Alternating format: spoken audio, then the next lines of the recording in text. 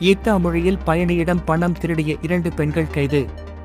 கன்னியாகுமரி மாவட்டம் நாகர்கோவில் ஆசாரிப்பள்ளம் அருகே உள்ள சாந்தபுரம் பகுதியைச் சேர்ந்தவர் ராஜா ஆல்வின். இவருடைய மனைவி சுஜி, வயது 38. இவர் நேற்று முன்தினம் ஆசாரிப்பள்ளத்தில் உள்ள ஒரு வங்கியில் இருந்து 70,000 ரூபாயை எடுத்துக்கொண்டு ஈத்தாமொழிக்கு அரசு பஸ்ஸில் புறப்பட்டார். பின்னர் ஈத்தாமொழி சென்றதும் பஸ்ஸில் இருந்து இறங்கி பஸ் நிறுத்தத்தில் நின்று கொண்டிருந்தார். அப்போது சுஜியின் அருகில் நின்று கொண்டிருந்த 2 பெண்கள் அவர் வைத்திருந்த பையை நைசாக திறந்து அதில் இருந்த 70,000 ரூபாயை திருடினர். இதை கவனித்த சுஜி சத்தம் போட்டார். உடனே அக்கம் பக்கத்தில் நின்றவர்கள் 2 பெண்களையும் கையும் களவுமாக பிடித்து ஈத்தாமொழி போலீசில் ஒப்படைத்தனர்.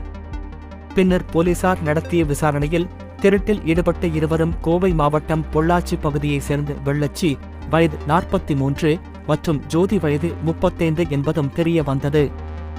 இதையடுத்து 2 பெண்கள் மீதும் போலீசார் வழக்கு பதிவு செய்து அவர்களை கைது செய்தனர்.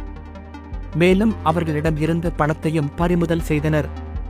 தொடர்ந்து இதுகுறித்து போலீசார் விசாரணை நடத்தி வருகிறார்கள்.